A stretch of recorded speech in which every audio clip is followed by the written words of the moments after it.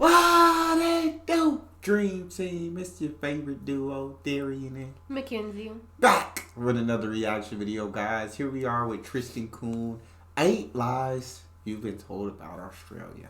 Before we jump into this, make sure you subscribe to the channel, ring notification bell, get a video a thumbs up so it gets suggested. Tristan, talk to me. What's good, y'all? Tristan here, and today I'm going to be telling you 8 lies you've been told about Australia. The first lie that I was told about Australia is that things here are expensive. I was made to believe that living in Australia was going to be like the same price as like living in like Nordic countries, like Norway, Sweden, but when it comes down to it, like most things in Australia are about the same price as they would be in the States. I feel a little bit bad because I feel like this is a lie I've kind of helped contribute to by some things that I've said on this channel. I've mentioned a lot how alcohol is more expensive here. There are a couple of very specific things like alcohol and tobacco that are so much more expensive here. Like yes, it's like 2 to 3 times the price to buy alcohol and tobacco here in Australia. But aside from that, really the only other things that are like maybe a little bit more expensive here is I would say fast food might be slightly more expensive and gas is a little bit more expensive here. But when it really comes down to it, like things are about the same price for the most part, you know, give or take a little bit. Like food's about the same price. I would actually say I can think of more things that are cheaper here than in America. For example, healthcare, cell phone service. From what I've noticed when shopping at stores here, I think clothing has been a little bit cheaper here in Australia. The second lie that I was told about Australia. Yeah, I feel like because they make more than us, even if things are a little bit more expensive, they make more, so it ends up evening itself out. Yeah. So yeah. Clothes are expensive here. Oh my god, bro. They're ridiculously expensive. I think we went to the mall and I saw a pair of, I think it was either a jacket or a pair of pants. Yes. And it was like $100. For what? It's craziness. For one pair. It's like you take a regular pair of sweatpants, $10.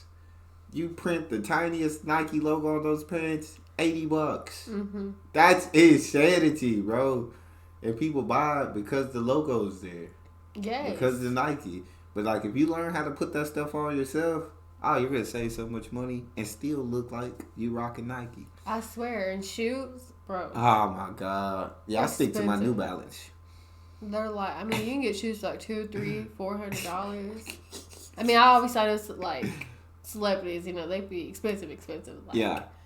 But just normal shoes around here. Oh, it's ridiculous. Couple hundred. When I was in school, I would pay over $100 for basketball shoes because I love basketball.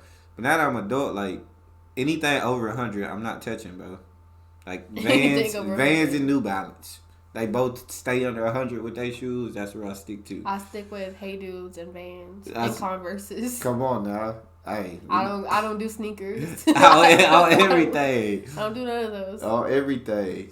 That's how it be these days.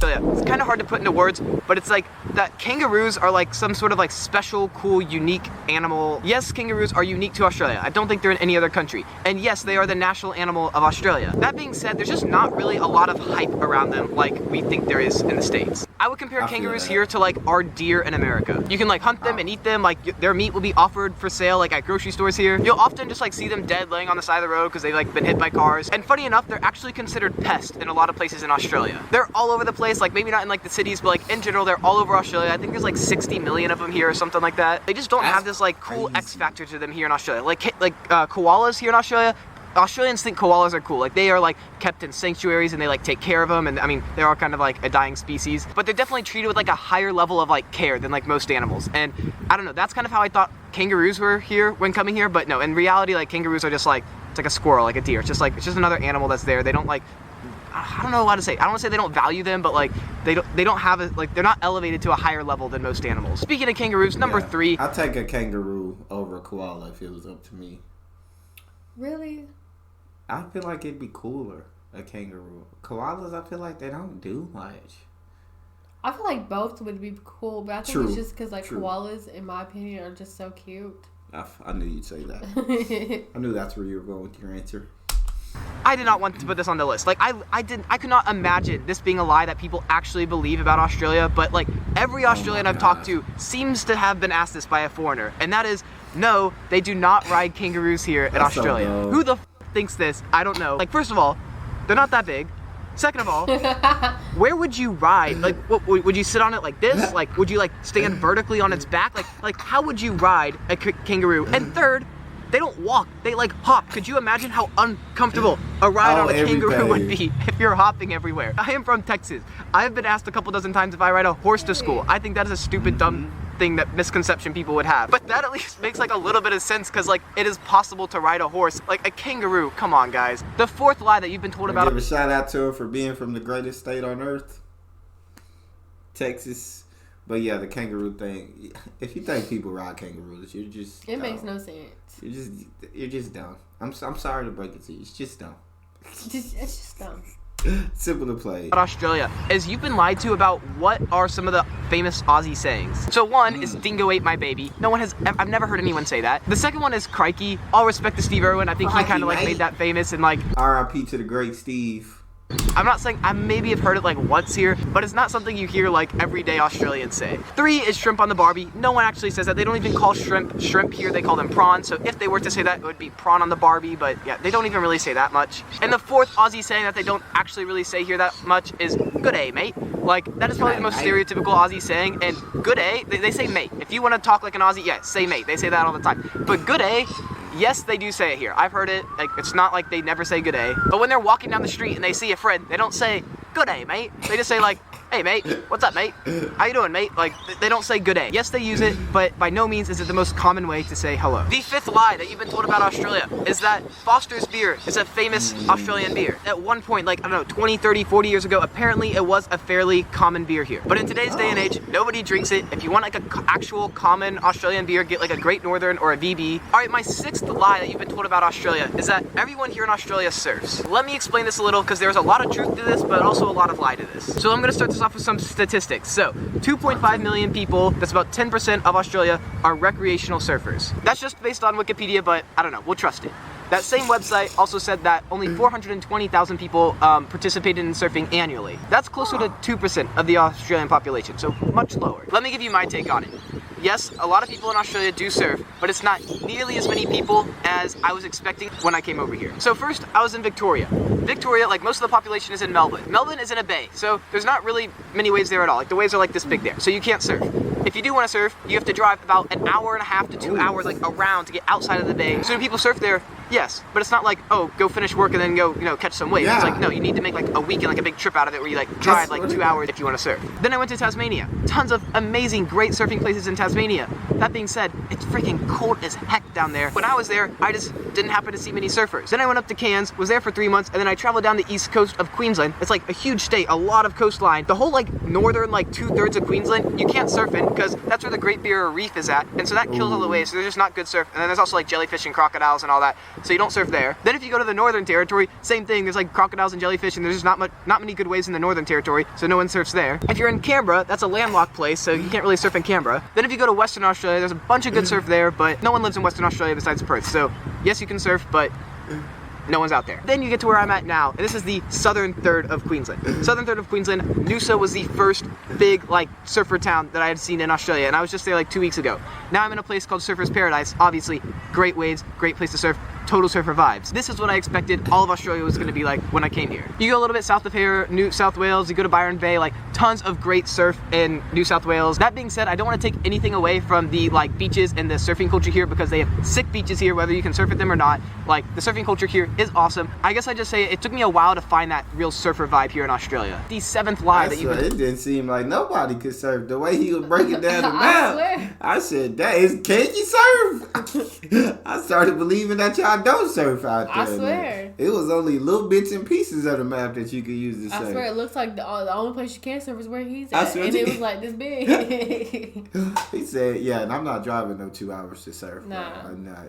And for me, the equivalent, I guess, would be basketball, because I love playing basketball. But I'm not driving 2 hours to play basketball. Like, I just give it back. Unless I was making money from it, I'm not doing it. Right. That's crazy. Told about Australia is that driving on the other side of the road, driving on the left side, is hard. You think it might be like hard or something, but really you just like follow the lanes, and it's like super easy learning how to drive on the left side of the road. Like you get in a car, you drive for like 10 minutes max, and like you've totally adjusted and it's good. I've not met a single person who thought it was difficult or had a hard time with it. That being said, one thing that you will find maybe surprisingly hard or difficult is how to walk on the left side of the road, or how to walk on the left side. This was something I was not expecting to be difficult, but you're just so used to like when you're like running into someone on the sidewalk, stepping to the right, or you're about to cross the road and you look look right for a car when you're supposed to look left, or vice versa. The driving, super easy to adjust to. The walking, like, as silly as it sounds, it's a little bit harder to adjust to that. The 8th and final... I feel like I could adjust pretty easily, but I also feel like I'd have, like, random brain farts while driving. It's like, I'd do something I would do on the right-hand side of the road. Yeah, like, maybe, like, you get out somewhere, but then you come back and you get in your car, and then you go to where you're used to going, and you're in the wrong side of the lane. Just instinctually, yes. But I think it would help in adjusting in just because the driver's side would be on the other side of the car, so I'd be like, oh, okay, this is the lane I'm supposed to be. I could see myself going to the wrong side of the car a million times. Yeah, for sure, for sure. You gotta walk back around to the other side. Be like, God, thank you. The walking, like, as silly as it sounds, it's a little bit harder to adjust to that. The 8th and final lie that you've been told about Australia is that the toilets here flush the other way. I know in science class when you were like 7, 8 years old, they told you how in the southern hemisphere, like, water naturally spins the other way. The example they gave you were toilets in Australia. Everyone thinks, oh... They teach you that in science? They teach me that. Do water spin the other way? Not in toilets, but like just water in the southern atmosphere? I was never taught that. I don't even know. I'm not going to say nothing else that sounds stupid. So we go.